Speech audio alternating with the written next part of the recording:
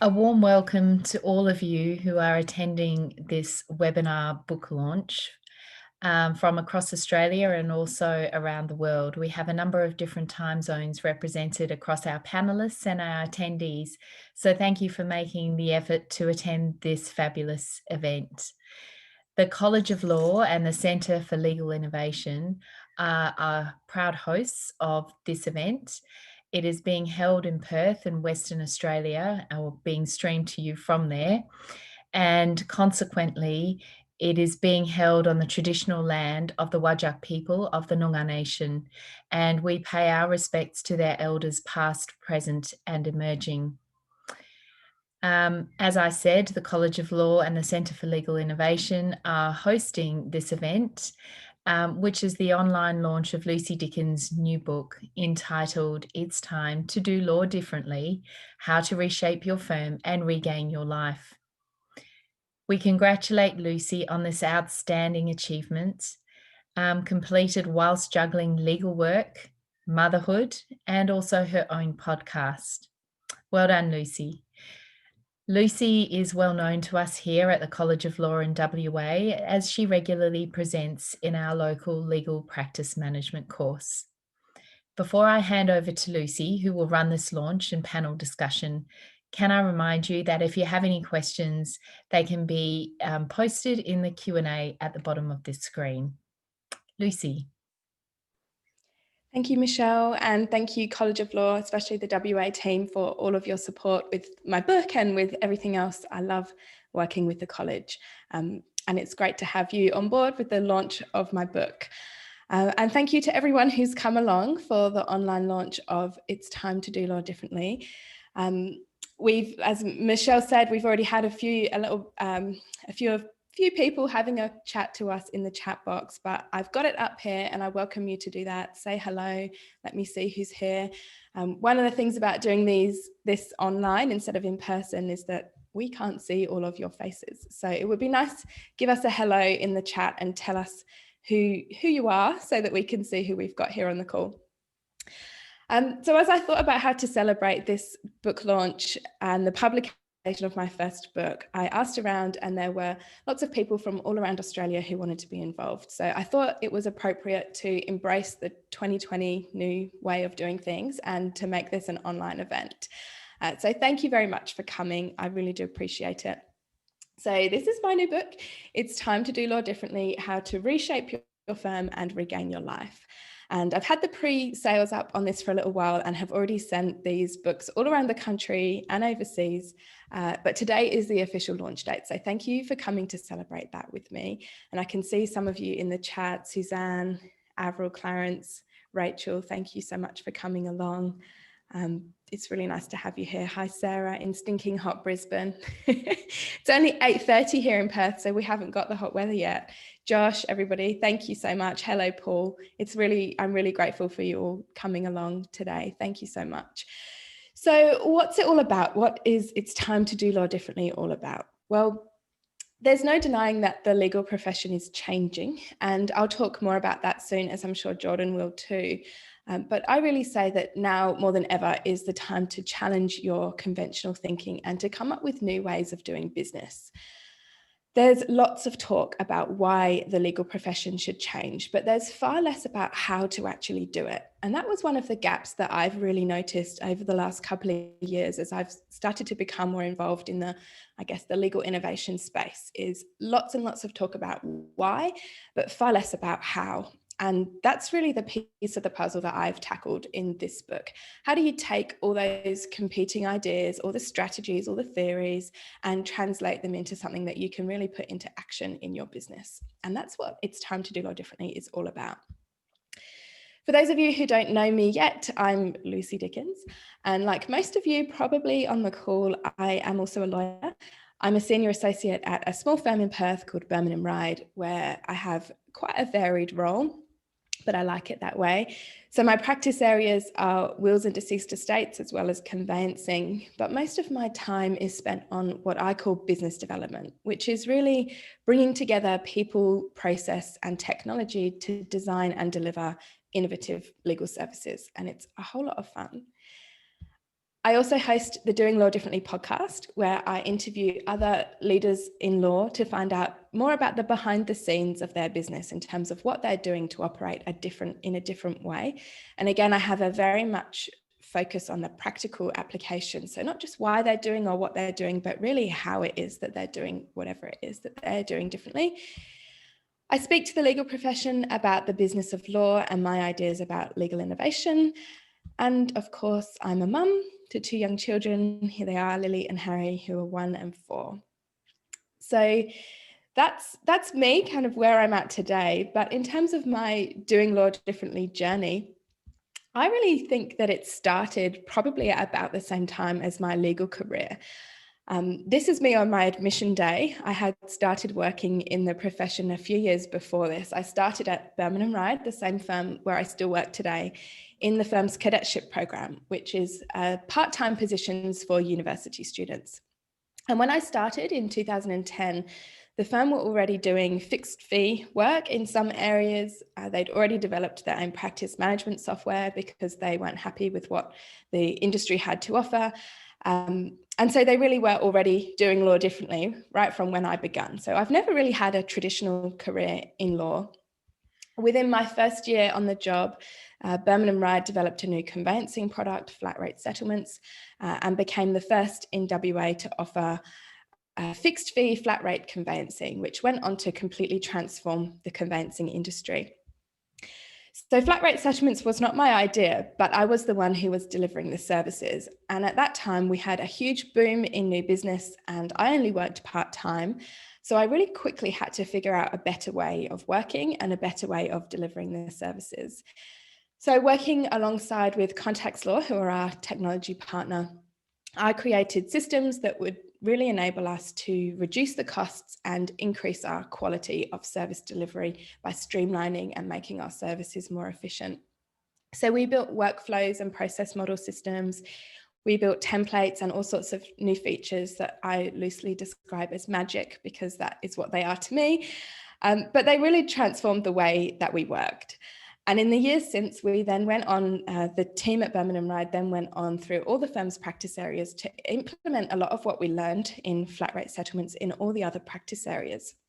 And as a result, we really got rid of, eliminated or automated a lot of what I call the grunt work and freed our time up to focus on the things that we enjoyed, the things that were fun and the things that required our brain power that we really had to spend time thinking about, which is why I get to spend a lot of my time on business development work.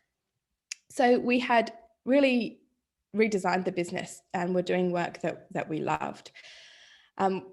We would often go to conferences about legal innovation and have conversations with like-minded people talking about the kinds of things that we were doing in our firm. And then we would come back to Perth where there's far less of those types of conversations going on. And it would kind of all fall away. And the excitement and motivation that I would feel, at least from being in Melbourne or Brisbane or somewhere else where I was surrounded by like-minded lawyers who were doing things differently, kind of faded a bit. And I wanted to keep that conversation going and really be part of the conversation about legal innovation, which is why I started the podcast as a way not only to share some of what I know, but also to inspire and motivate other people that they can do law differently too. And really, this book is an extension of that as well. So after some gentle, or maybe not so gentle, you can ask Clarissa, nudging from some people who told me that I should write this book, I finally did. And that's what's led us here today. So it's time to do law differently. How to reshape your firm and regain your life is the title of my new book. Now, today's book launch webinar is in 2 parts.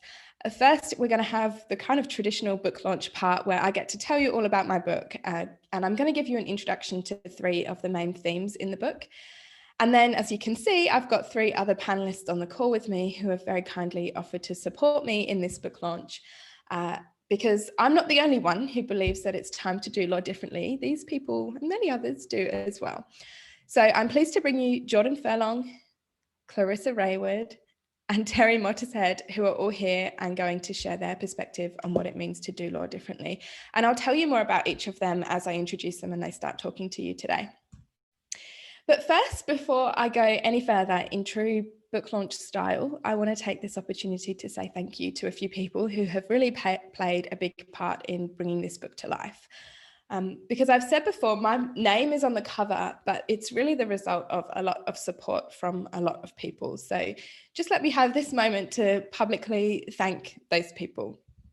So first is my husband, Jack, who hasn't read a word of the book, probably other than the front cover, but has dedicated probably just as much time to this book as I have, because for every moment I've spent in front of my laptop typing away, he has been looking after the kids. So it really wouldn't have happened without him. And I am not the Iron Man, by the way. That's Jack's hat that I borrowed. I definitely don't add that to my list of skills. The second person who I want to thank is Michael Hodgkins, who is my boss and my mentor and my friend, who I've worked with throughout my whole legal career, and who really has taught me so much of what I know about the practice of law and running a legal business. So I thank him for that, but also and especially for giving me the encouragement and the opportunity to try out my new ideas. Probably once a week, I come into the office and say, so I had an idea, maybe we could try this. And he always indulges me, even for the silly ones. And also for supporting me with this newfound interest in sharing a lot of that more broadly with the profession. So I really appreciate you, Michael. Thank you. My lovely friend Jo for being a sounding board for hours and hours and hours as this book came to life over the last couple of years, and for always listening with care and never fobbing me off, even when I'm asking the same questions about the same icons that look the same as the ones that I sent her yesterday. So thank you, Jo, it means a lot. Andrew Griffiths, who has been my author coach and who has really been invaluable on this journey in helping me to write a substantial book that I really can be proud of, helping me with all of the internal battles that I didn't know I would face, but certainly did on this journey, including picking me up and carrying me through, especially the last few weeks as I was working to a deadline and things got a bit stressful. So if writing a book is on your list of goals, then you should speak to Andrew, because he is wonderful. Clarissa Rayward, who's on the call, who not only planted the seed for this idea a couple of years ago, and I did resist for a couple of years, but who was also there for me during many, many late night chats where we spoke about some of the ideas in this book. But especially also for a huge vote in confidence when Clarissa asked me if she could buy 100 copies of this book before it was even published, so that she could send them all around Australia to the people who participated in her virtual conference, the club retreat, just a couple of weeks ago. And that really did give me the final push that I needed to get over the line and get this published, because I realized that, hey, maybe people do want to read it after all. So thank you, Clarissa. And of course, all of these people who gave me early reviews and feedback on the book. So Jordan and Terri, who are on the call today, as well as Dr. George Beaton, Mitchell Kowalski, John Chisholm, and Fiona McClay, all of who gave me feedback and endorsements and reviews and testimonials about the book again before it was published. And I really appreciate your support, and don't underestimate the support that that has had in helping me to reach this point. So I'm so appreciative and thankful for your time and support. And of course, lastly, the team at Publish Central. They are the team who helped me to self-publish this book, especially Michael Hanrahan, who helped me with the editing right through to the publication. One of the things that Andrew told me when I started this journey is that writing a book is a huge exercise in personal development, and that is especially true. And many of those people who I've just mentioned have doubled as counsellors along the way. So, and Michael at Publish Central is definitely no exception there. So I gave a presentation a couple of weeks ago at Clarissa's event where I spoke about the journey to getting big things done. And one of the things I talked about there was having the right people on your bus, having your support team to help you achieve your goals. So those people are some of the people who are and have been on my bus and helped me to achieve this goal. So thank you to all of you. Now, I mentioned that there are three main themes from the book that I want to share with you today, as I tell you what it means to me to do law differently. And the first of those is the tagline promise, to reclaim your life. So the tagline of the book is how to reshape your firm and regain your life. So what do I mean by that? Well, I've written this book for leaders of small law firms who really want to change the way they do business. And these people, maybe you, are not chasing world domination. You really want just a successful business that brings you joy, that brings you meaning, that helps you probably to help other people, because that's why everyone became a lawyer in the first place. But also one that doesn't demand every hour of your waking time, because there are other things in life that are important too. And over the last couple of years, I've spoken to lots of lawyers who told me that they started their own firm to escape the daily grind, or to have more control of the work that they do, or more flexibility to fit their work around their family obligations. But instead, they find that the traditional ways of practicing law don't give them any of those things at all. On top of all of that, we are bombarded, we really are, with messages about how we should innovate, how we should disrupt, automate, scale our law firms. And these messages are quite often conflicting and really can be overwhelming. And that overwhelm leads to this, to burying our heads in the sand and pretending that nothing affects me.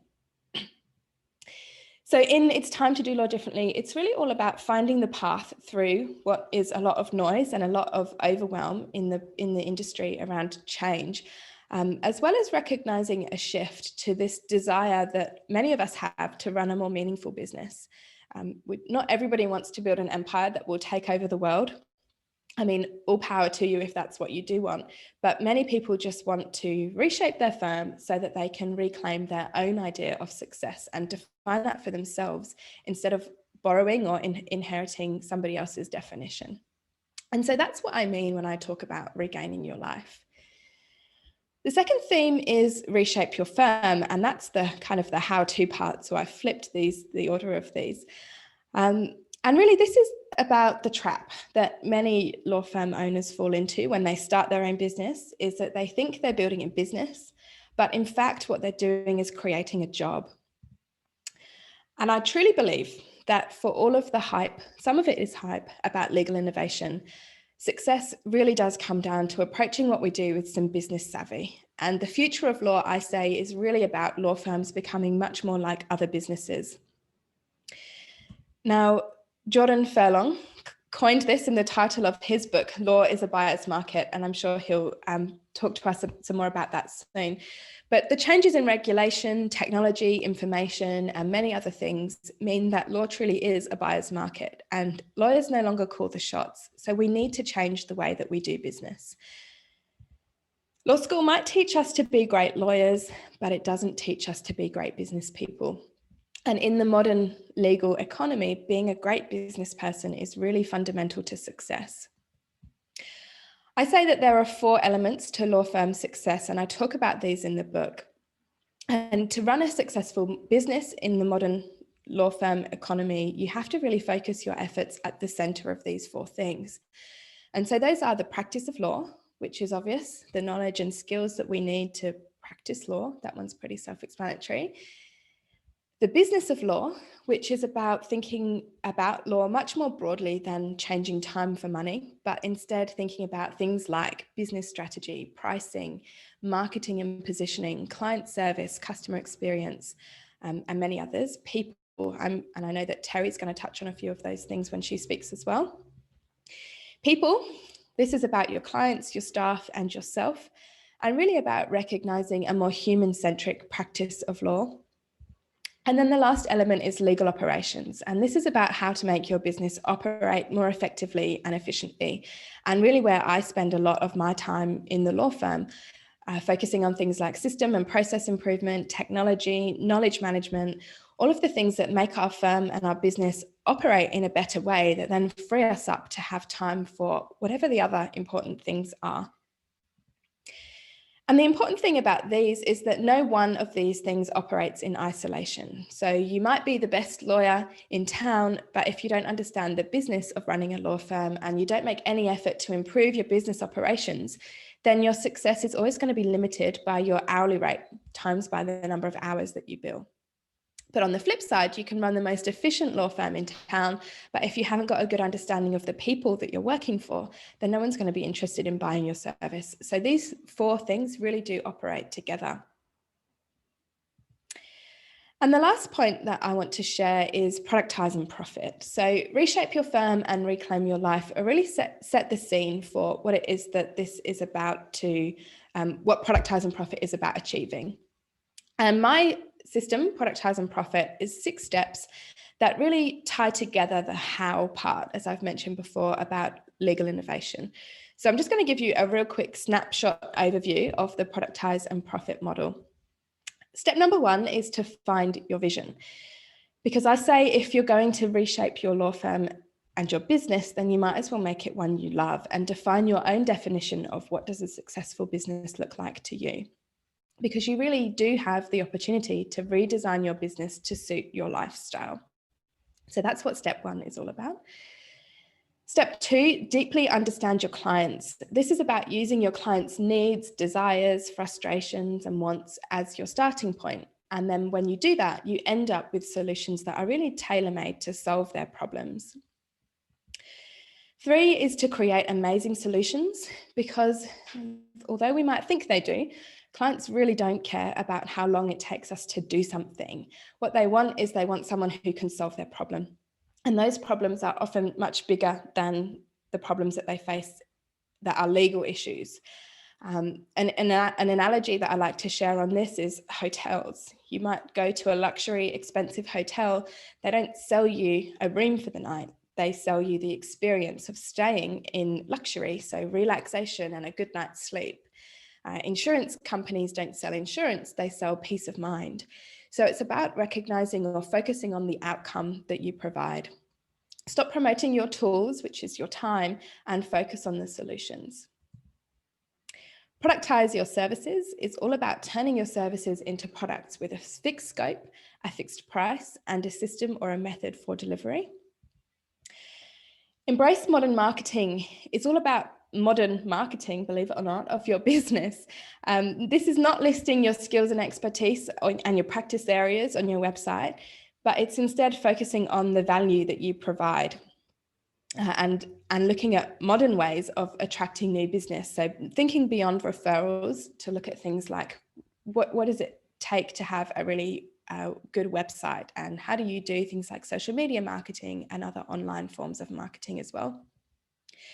And then optimize your operations. And this is, I've mentioned this already, this is about improving the behind the scenes of your business through a focus on people, process, technology, and knowledge management to really streamline the way that you deliver your services. So that's the productize and profit model. The 6 steps: find your vision, deeply understand your clients, create amazing solutions, productize your services, embrace modern marketing, and optimize your operations. And in the book, obviously, I give you much more detail about each of these and share lots of stories and examples, not just from my own experience, but from many others in the profession as well. So I hope that's given you a bit more of an insight into what I'm talking about in this book, It's Time to Do Law Differently. And those are that you can reclaim your life by reshaping your firm. And my framework to do that is the productize and profit model.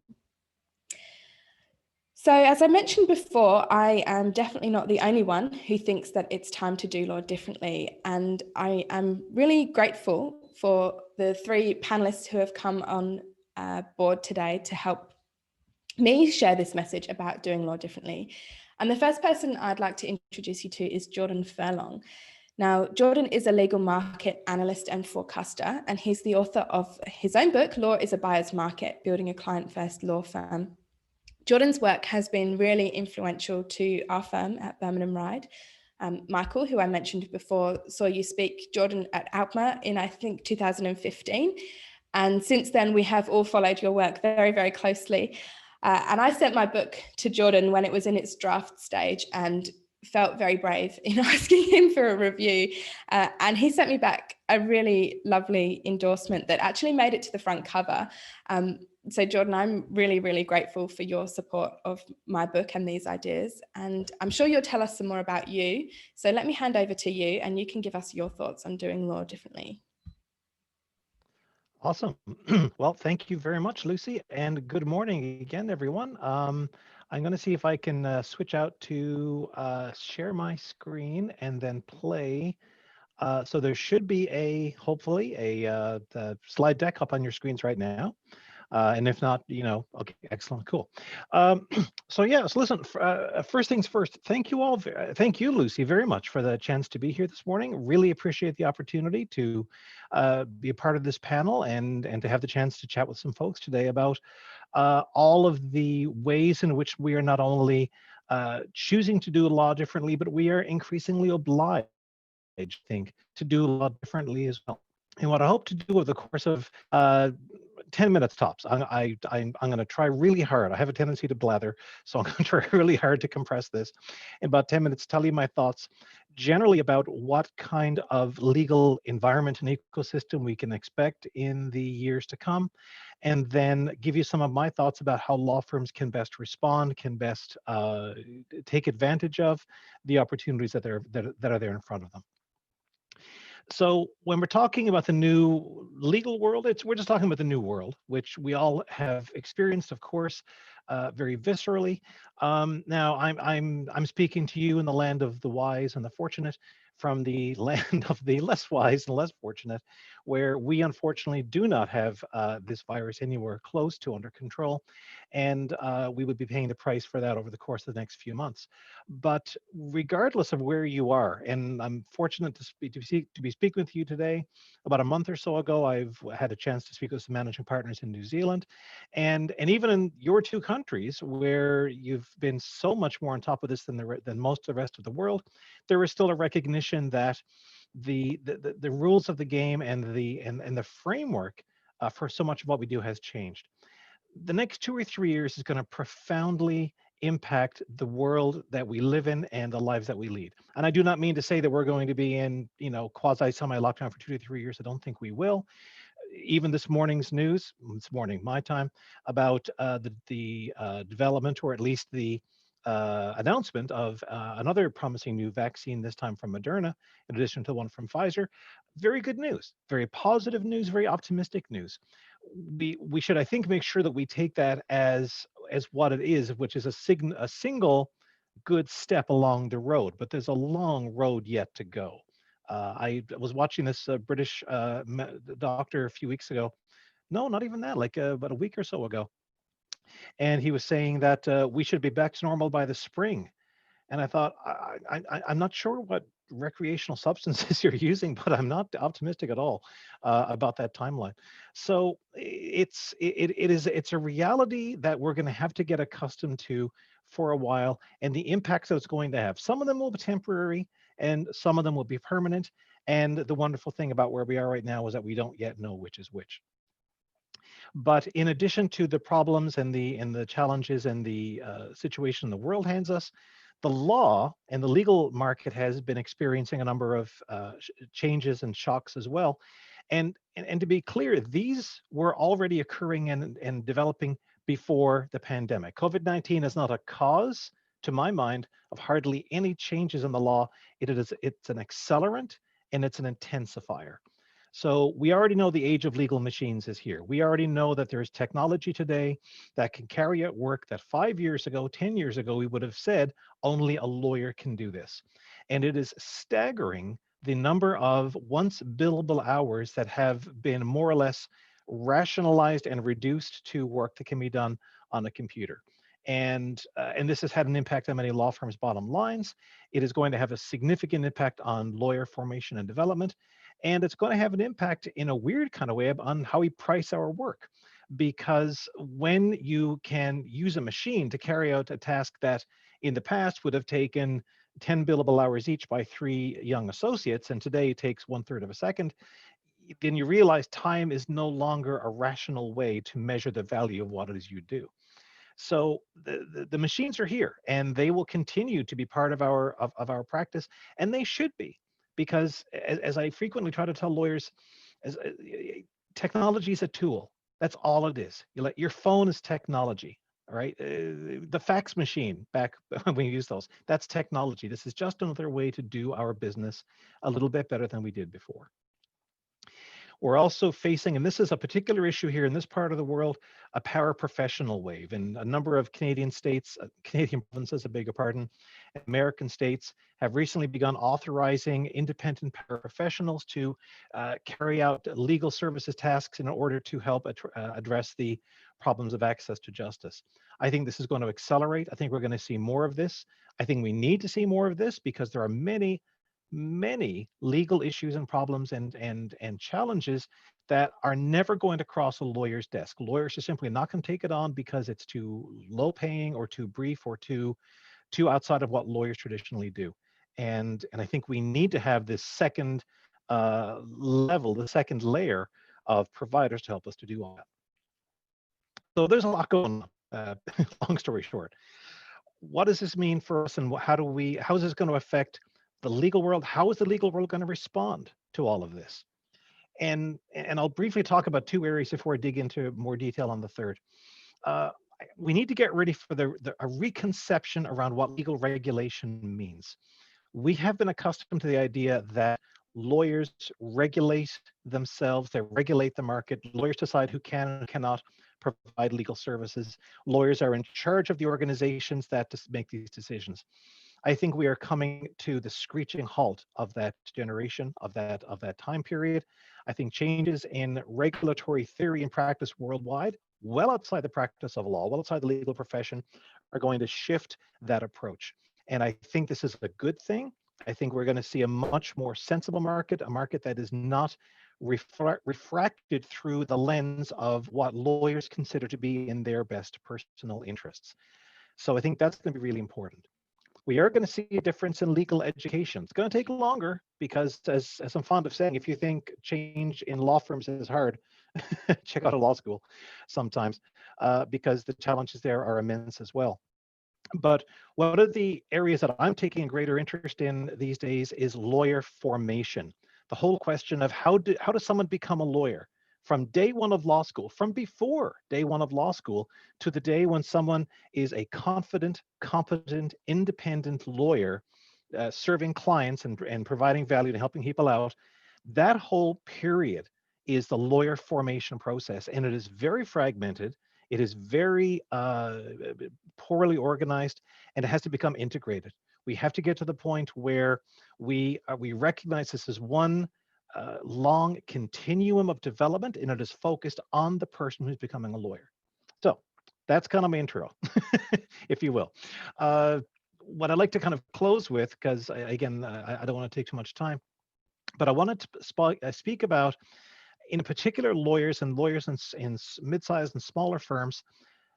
What do we do about all this, right? How do we respond? How do we react to a world in which things are different? And I want to emphasize that although I'm saying we need to have a law practice focused on clients, I also don't want to underline Lucy's point, which is, I think, is really important about making sure that this whole process starts with your own well-being, your own sense of purpose and identity. I used to run a magazine, a lawyer's magazine, a number of years ago, and one day I wrote an editorial in which I said the most important person in your practice, in your law practice, is your client. And I got a letter, because that was back when people wrote letters. I got a letter from someone who ran the lawyer assistance program, which dealt with lawyers with substance abuse and depression issues. And he said, if I may correct you, he said, the most important person in a law practice is the lawyer. And I think that's really important. And I think, Lucy, your initial starting point of your process is so correct and so important. And one of the things I'm hoping we can do, by the way, when we reconstruct legal education and lawyer formation, is to instill people with a sense of professional identity much earlier than we actually do. All that having been said, I think that while agreeing entirely with Lucy's points about the importance of assembling your law practice, and I'm not going to comment further on them because I think Lucy said everything that you need to hear, and I agree with that 100%. I want to talk a little bit about what we can do on the client side, because that's going to be, I think, fundamentally, number one, the differentiator in the market and how we deal with clients and how clients think of us and work with us. And it is going to reinforce the sense of accomplishment and the sense of purpose and identity and fulfillment that we get from being a lawyer. So, I talk about the idea of the client experience. and how we rarely think of it as lawyers. What does a client go through to get the solution they need? Because the day that we see a client for the first time is not the first day the client has been thinking about this or dealing with this or looking for assistance. And the process that that person has gone through, including trying to find you, including going through your website, including going through any Google business page reviews of your firm, right? They have been going down that journey for a while. What does the client go through in order to get the solution that you are giving them? And some of that is outside your control, but a lot of it is in your control in terms of the protocols that you have within your firm about how quickly calls get returned, about how much information is provided. What does the retainer session look like? What expectations are you setting for your client on day one? The client experience is just incredibly underrated in terms of its impact on the success of any given client lawyer relationship. And I constantly try to remind lawyers how important that is. I talk to them, secondly, 3 points I want to make. I would talk to them about how significant it is to have the clients that you want to have. What kind of client do you actually want to be working with? Right? Who do you want to see come through the door? Who do you want to be checking out your website and looking at your information? And I say, you know what? Every lawyer should make a checklist. What does the ideal client look like? Right? That process alone would be actually really interesting to go through, because I think a lot of lawyers have not necessarily gone through it. There's a sense of, well, does this person have a pulse? Are they in my office? Okay, client. And I think we need to and can do much better than that. So if you've got a list of ideal attributes of the client that you want, then when a potential client comes your way, I'm not saying that this person has to tick off all the boxes, but they should tick off at least some of them. And you should have a good sense of which boxes are more important than others. And I think that's going to help you to develop the kind of clientele you want, because when you are serving the kinds of clients that you want to be serving, the kind of people you like to be working with, the sort of businesses that you get a kick out of working around, you are going to have a much happier, more fulfilled, more successful, more profitable business. Last point I want to make, and I think this is especially for smaller firms, because this is advice I give to large firms as well, and they kind of stare at me blankly and say, we can't do that. And it's okay, fine, you're too big, you're too clumsy, but I think smaller firms can do this. The number one most important thing we do as a lawyer is deliver a client outcome. One way or another, by the time the client's finished with us, they have an outcome, they have a result.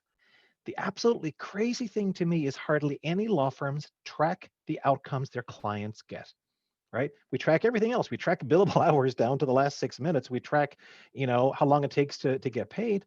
We don't actually keep track of the one thing that keeps us in business, which is delivering a result.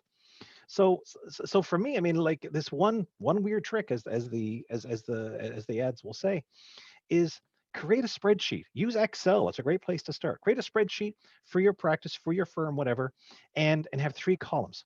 And the first column is, what did the client ask us for, right? And that's not hard to find. It's in the retainer letter, or it should be. And if it's not in the retainer letter, that's kind of a problem.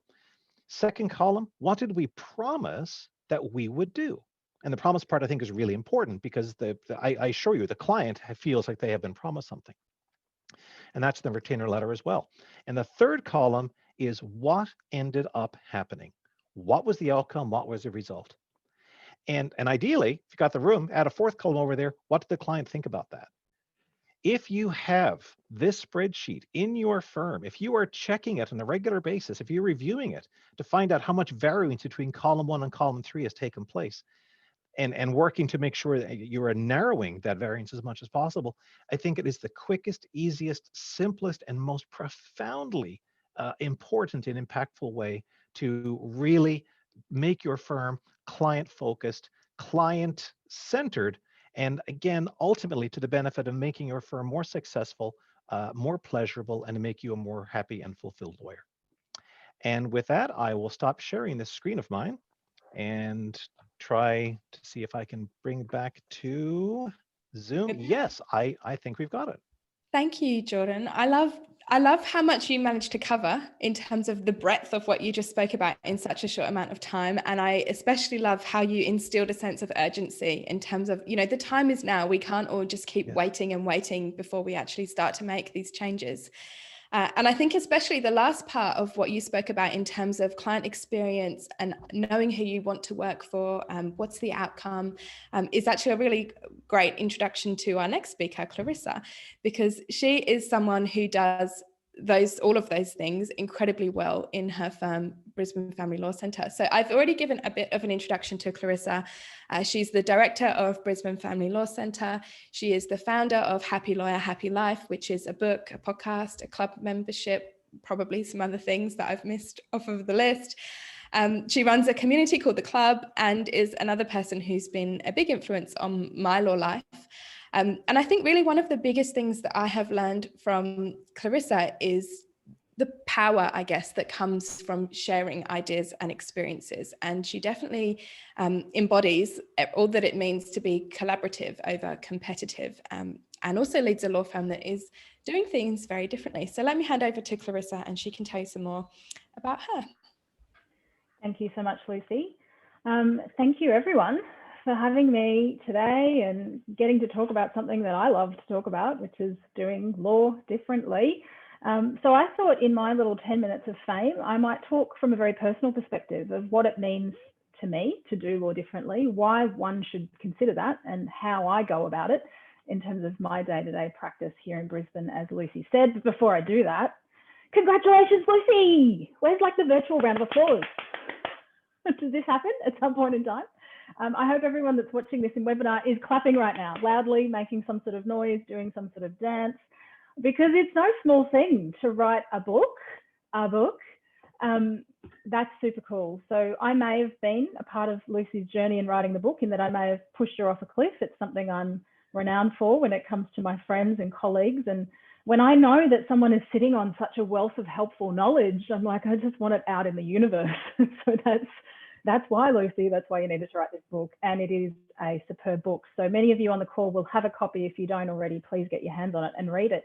And it's a book that you'll keep coming back to. I think it's going to become one of these awesome business books for us lawyers that you'll be like, I'm going to reread that again this year, because you'll be at a different stage in your law firm sort of experience and journey, and be able to implement different parts of what Lucy's talking about. So anyway, yay, carry on, she says. So this is me. I am Clarissa Rayward. I am hot and humid summer Brisbane. I do run a law centre that does what it says on the tin. And I have a side business, as Lucy described, a business called Happy Lawyer, Happy Life, working with people like yourselves, really trying to build businesses that have at the core of them this idea of having a happy life, whatever that means for you. And I'm so thrilled that Jordan has just really reinstated that message, that so much of why we should do this and consider how we run our practices and the type of lawyers that we are comes back to this real need to build a life that is consistent with the type of person that you are and the type of life that you want to lead. So what does it mean to do law differently? Well, let me tell you a story about Marie Kondo. Who has sat through the Marie Kondo Netflix series or the Marie Kondo books, and has just loved watching these poor terrified Americans as they pile all of their lifelong belongings into it's always the bed. I love how she goes into people's homes and she piles everything onto their bed so they can't sleep until they've sorted everything out. I read the book, I watched the Netflix series, and all through 2019, I really embraced the Marie Kondo thing in my business. And for me, this is such a perfect analogy for what it means to me to do law differently. And what Marie encourages us to do with all of our things is to pause and ask the question, is this item of clothing, this bookcase, this stuff that we're all so great at acquiring, still serving a purpose? And if it is, great, keep it. And if it's not, say thanks so much and carry on. Get rid of it, find something different. And this is what it means for me in the practice of law to do things differently.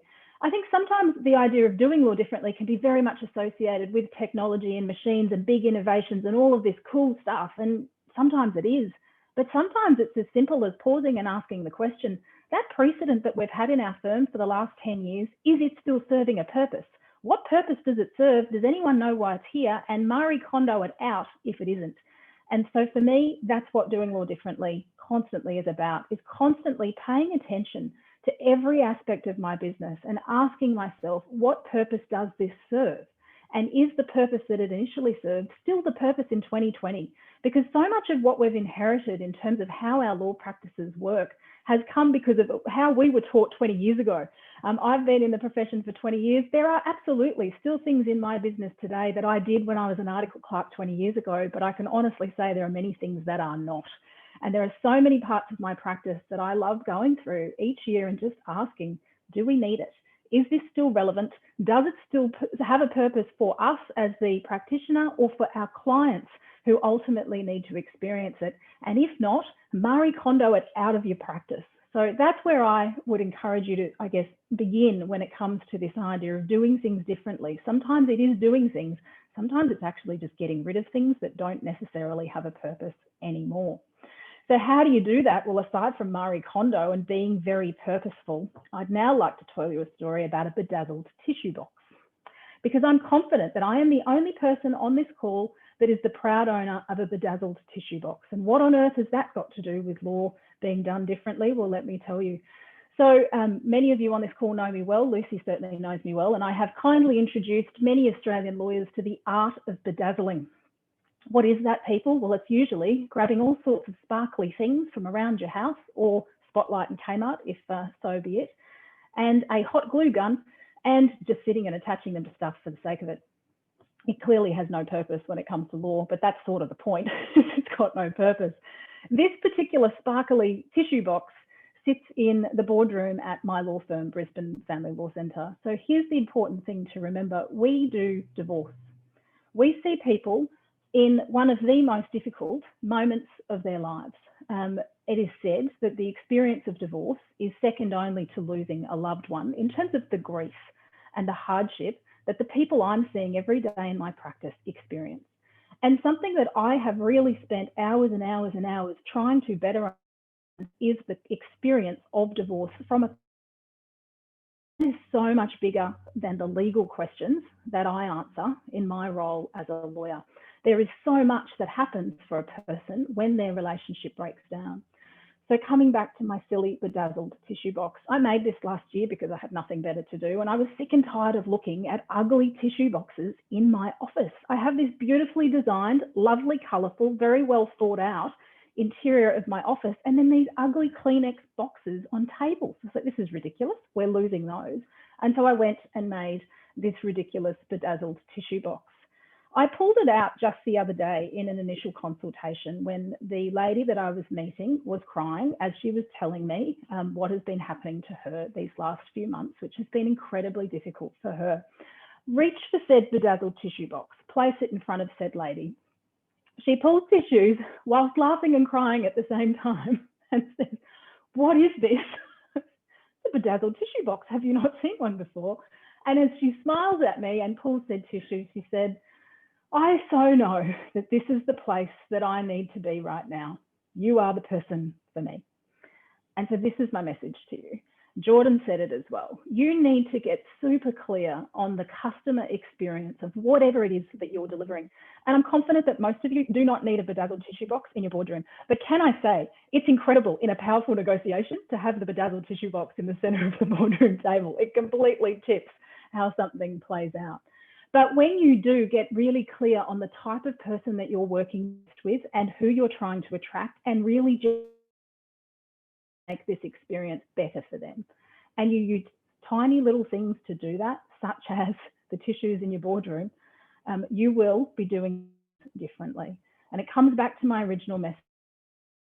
A fancy, expensive tech tool that does everything so well, sometimes it is, and that's great too. Sometimes it's as simple as thinking about when that person sits in this chair, how literally does it feel for them? How can I make them feel safer? How can I make this experience better for them? Particularly if you're working in areas of law that are similar to mine.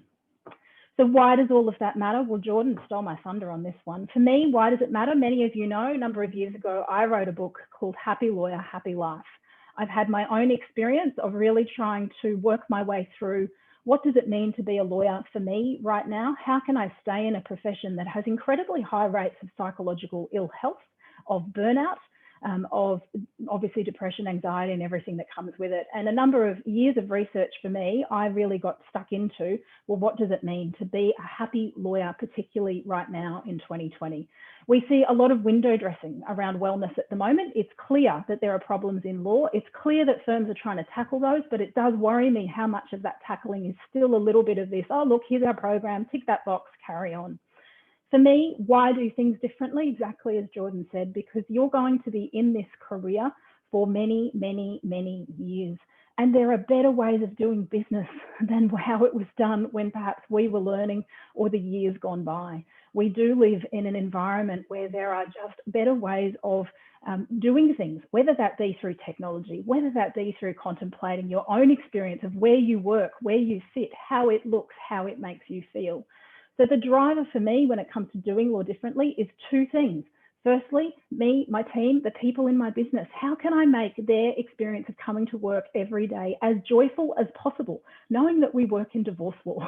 So it's clearly not a subject that necessarily makes you smile. But how do we find those moments of joy in an area of law that is very, very difficult and at times troubling? And then the second driver for me is our customers and our clients. Similarly, how can I make the experience of whatever they're navigating more seamless, easier, warmer, kinder?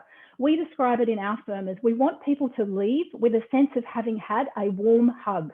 Everything that we're doing is trying to come from that place, not where we're literally hugging them, but where the intention, the sense, the feeling that they're left with is this firm cares.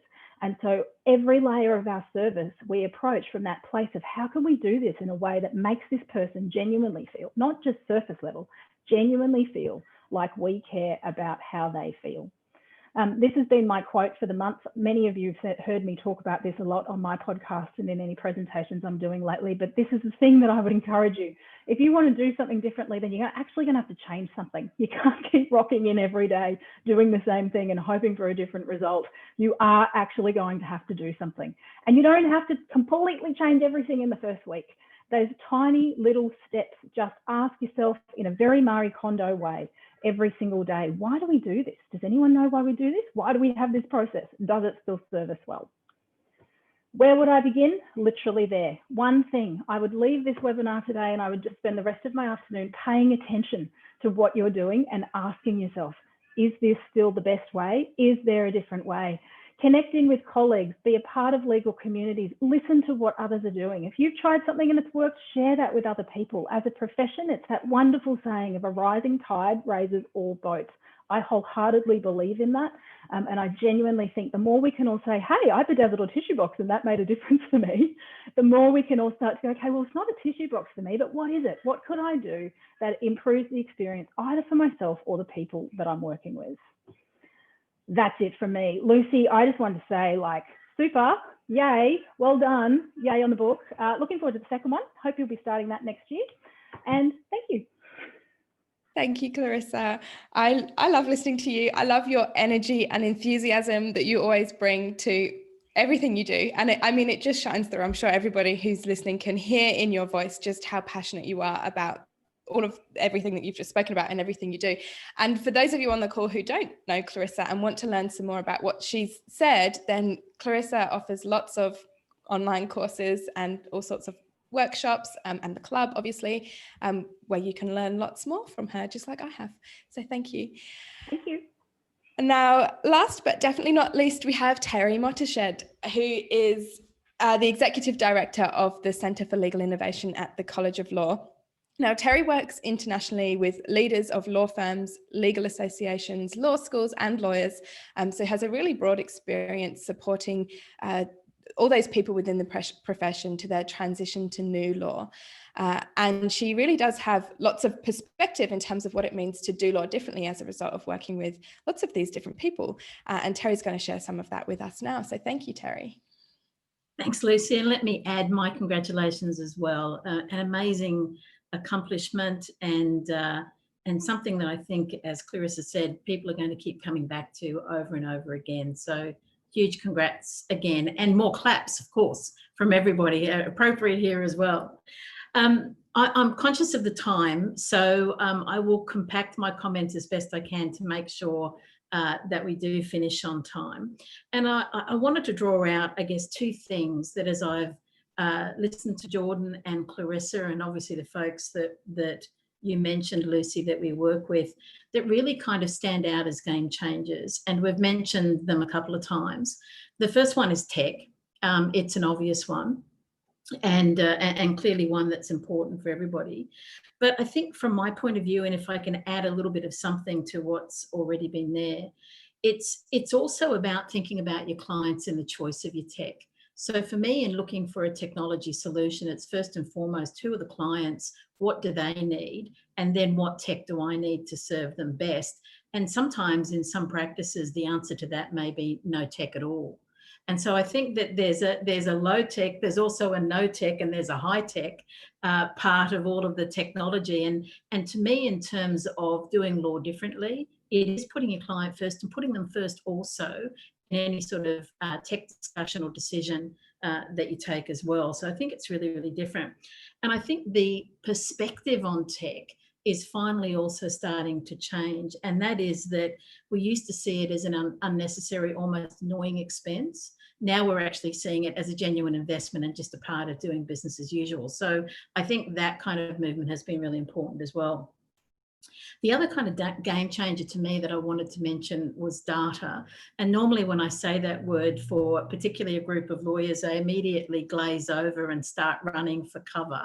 But data is actually incredibly important. And it's a skill set that we're really within the profession, I think, starting to, and very importantly, build. And there's a few reasons for that. And I'll just mention, but won't go into the operations aspect of that and your business that Lucy draws out very, very well in her book, and others have mentioned. But a couple of other things perhaps to plant a seed in terms of thinking about that and getting excited about tech, folks, you know, trying to kind of encourage that as well. And that is just the power in predictive analytics. If we think about what we can do with being able to predict problems before they start, what we also potentially do is to change the way that we lawyer from being reactive to preventative, a little bit like the medical profession has already done. So it used to be all about your ailment, let's fix it.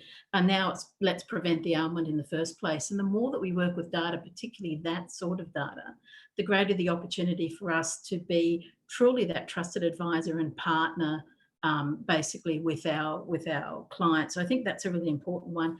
And finally, the thing about data that I'd like to kind of emphasize is that it's really providing a transparency around what we do and how we do it that we haven't had in the past.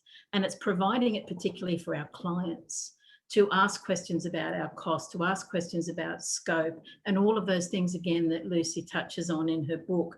So an incredibly important thing there. And also, of course, data and people's thoughts, our clients' thoughts about firms are showing up increasingly on those platforms that are emerging as well, where we're being evaluated, folks. So in Australia, one of the ones that we see in use quite often is Firm Checker, which is kind of a local version of that evaluative platform. But those two things to me really, really kind of inform impacts on practice in three areas. And in the interest of time, I'm going to literally just touch on these with the invitation to follow up later. Firstly, it's in the work that we do. And Jordan particularly focused on this with how the work that lawyers do versus other paraprofessionals is one of those big areas of change. But I would also say to you in terms of, if you like, a practice tip, it's also very much about what we're selling. And what we're selling now is not knowledge, it's experience. And so in terms of your practice, you want to get the client to you and the experience bit as quickly as possible, because that's where you're going to increasingly be adding the value. I wanted to also touch on people, and just to kind of say in terms of people, and much has been said, which I can only underscore as well, the importance of really treating people as our greatest asset, including their mental well-being and well-being generally. But it's also to kind of think about people in terms of human capital, or if you like, human resources, as well as digital capital or digital resources, and to think about people in terms now as a combination or an integration of those things. So increasingly, as we think about our practice, it's not that we use tech and then we use the people part. It's that those things are integrated and seamless and the same. And that is kind of a different way, perhaps, of approaching our work and how we think about our work than we've done in the past. And finally, I want to underscore everything that's been said about client experience, and particularly the client journey that I think you underscored, Jordan. And just to say that most of us entered law school and exited with a pretty clear purpose, which was to support and assist and provide legal services for the broader community. If that's what we intended to do, then it stands to reason that our clients and their experience have to be at the core of everything that we do in practice as well. So with that incredibly fast overview, Lucy, but hopefully finishing a minute over, I apologise, we're back on time. Thanks very much for having me. Thank you, Terri, and I appreciate that you gave a truncated version there of what I know what you were going to speak about, but I think you did a really good job of tying together a lot of the kind of threads of the different topics that we've all spoken about during the day. So thank you, I really appreciate it. So thank you again, Terri, Jordan and Clarissa, for joining me for this book launch webinar. And of course, the College of Law and Michelle, thank you very much for hosting it. My challenge to those of you who are listening, I guess my call to action is to think about what does it mean to you to do law differently, and keeping in mind some of the themes that you've heard the speakers today talk about, how might that translate into change in your practice? So we can see, or hopefully you can see from today, that the market for legal services is changing and that we do need to change the way that we do things. And it's time to do law differently. This book, like I said, ties together a lot of those kind of loose threads in terms of what change should I make and how do I do it in my practice. And I really do think that one of the most exciting things is that we can use this as an opportunity to redesign our business to make it more enjoyable, or to suit our vision and our purpose, and maybe help our clients in a better or a different way. So the book is now available. I've noticed a couple of people ask in the chat. You can buy it on my website, lucydickens.com.au, and it's also available on Amazon, Booktopia, Book Depository, wherever you like to buy your books. So that's it from us. Thank you for joining me and my lovely speakers here for the launch of the book. Thank you.